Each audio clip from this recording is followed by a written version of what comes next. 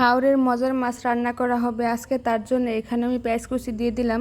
আমি প্রথমে চিরকা মাছটা রান্না করে নিব, তার জন্য এখানে সব মশলা দিয়ে দিচ্ছি। আমার অনেক পছন্দের এই চিরকা মাছটা। আমার কাছে ছোটো মাছে অনেক ভালো লাগে, তার উপর আবার হাওরের মাছ। সবারই কম বেশি ছোটো মাছ অনেক পছন্দ হয়ে থাকে। সব মাছের মধ্যে ডিমও ছিল। এই মাছটা খেতে কিন্তু অনেক ভালো লাগে, আর যারা খান তাদের তো আর কোনো কথাই নেই। আর অনেক মানুষই কিন্তু খায় না এই মাছটা। এই মাছটা রান্না করলে আমার আর অন্য কিছুরই দরকার হয় না, এই মাছ দিয়ে আমি খেয়ে নিতে পারবো। যাই হোক, আজকে যাই কয়েক আইটেম করব সব কিন্তু হাওরের মাছই থাকবে, ছোটো মাছ। তা যাই হোক, এখন আমি ডাকনাটা তুলে একটু নাড়াচাড়া করে নিব, কারণ লেগে যেতে পারে, যেহেতু আমার মাছটা প্রায় কিন্তু হয়েই গেছে। এখন আমি এখানে চিংড়ি মাছ রান্না করব, তার জন্য এখানে পেঁয়াজ কুচি দিয়ে দিছি। চিংড়ি মাছগুলো কিন্তু অনেক সুন্দর, না বড় না ছোটো, মাঝারি সাইজের। চিংড়ি মাছগুলোকে আমি দুন্দুল দিয়ে রান্না করব। আমার আম্মা দিয়ে দিছিল দুন্দুলগুলা, কিছু দুন্দুল ছিল, ভাবলাম যে এই চিংড়ি মাছ দিয়ে রান্না করে নেই। এইরকম চিংড়ি মাছ খাইতে কিন্তু অনেক মজা। মাছগুলো আনা হয়েছিল, ওই মাছের মধ্যে সবচেয়ে বেশি চিংড়ি মাছ ছিল, একটু বেশি পরিমাণে ছিল, তো আমি 2 ভাগ করে 1 ভাগ ফ্রিজে রেখে দিছি আর 1 ভাগ রান্না করে নিলাম। এই তো আমি এখানে দুন্দলটা কিন্তু ছোটো ছোটো পিস করে কেটে নিছি, যাতে মাছের সাথে সুন্দর দেখা যায়। এখানে আমি দুন্দল রান্না করতেছি, এখানে কিন্তু কোনো পানি দিব না, কারণ দুন্দল থেকে কিন্তু অনেক পানি উঠে। ডাকটান দিয়ে ডাকলে কিন্তু অনেক পানি উঠবে। এই তো দেখেন কত পানি উঠে গেছে।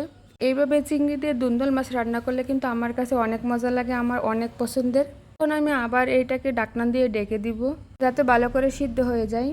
আমার এই রান্নাটা দেখে কিন্তু এখনই খেতে মন চাচ্ছে। এই তো আমার তরকারিটা রান্না শেষ। তরকারিটা কিন্তু অনেক মজা হয়েছিল। আজকেও আবার কতগুলা মাছ নিয়ে আসছে। ওই দিন যেহেতু বলছিলাম যে মলা মাছগুলো অনেক সুন্দর হয়েছে, তো এখানে মলা মাছ দেখে এই মাছগুলোও কিন্তু আবার নিয়ে আসলো। আজকে যে মাছগুলো আনছে এই মাছগুলো কিন্তু পুকুর থেকে তোলা হয়েছে। আজকেও এখানে মলা মাছগুলো কিন্তু অনেক বড় বড় ছিল। আজকে আমার এখনও রান্না শেষ হয় নাই, তার মধ্যেই এই মাছগুলো আনা হয়েছে। এখন কেমনটা লাগে, কেমনে কাটবো আমি।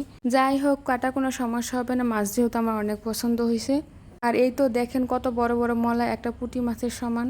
আমি মাছগুলোকে রেখে আবার রান্না করতে যাব, কারণ আমার যেহেতু রান্না শেষ হয় নাই এখনও। এখন আমি এখানে মলা মাছ ভাজি করব, তার জন্য তেল দিয়ে দিলাম। আর এইরকমভাবে মলা মাছ ভাজি করলে কিন্তু অনেক মজা হয়। এরকম মলা মাছ ভাজি আমার হাজবেন্ডের অনেক পছন্দ, তাই তো এরকম করে বেশিরভাগ সময় মলা মাছ ভাজি করা হয়ে থাকে। এখন আমি মাছগুলো ভালো করে উল্টিয়ে নিব সাবধানতার সাথে, যাতে না ভাঙে। মাছগুলো ভেঙে গেলে মনটা এমনিতে খারাপ হয়ে যাবে। আর এই কড়াইতে আমার মাছ কোনো সময়ই লাগে না, তার জন্যই আমি এই কড়াইতে রান্না করি মাছ। এই কড়াইটাতে কোনো কিছু বাজে না, তার জন্য বেশি সময় এইখানে মাছ ভাজি করা হয়। আর এই তো এখানে কিন্তু আমার মাছ ভাজিগুলো শেষ হয়ে গেছে, এখন আমি তুলে নিব। এই রান্নাটা আমি একটু তাড়াতাড়ি করতেছিলাম, কারণ আমার অনেকগুলা মাছ পড়ে আছে, আমারও কাটতে হবে।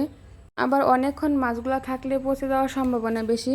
এইখানে কিন্তু ছাদের আব্বু বড় মাছগুলা কাটবে, আর আমি ছোটো মাছগুলা কাটবো, কারণ আমি বড় মাছ তেমন একটা কাটতে পারি না, হাত কেটে যাওয়ার সম্ভাবনা আমার বেশিই থাকে।